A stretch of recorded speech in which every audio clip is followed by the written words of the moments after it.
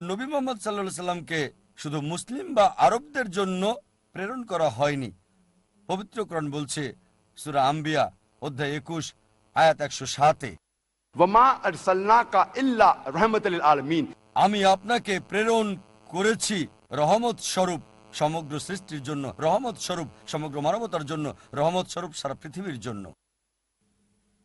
যেহেতু নবী মোহাম্মদ সাল্লাল্লাহু সাল্লাম শুধু মুসলিম বা আরবদের জন্য ছিলেন না, তিনি ছিলেন সমগ্র মানবতার জন্য আর ছিলেন সর্বশেষ নবী।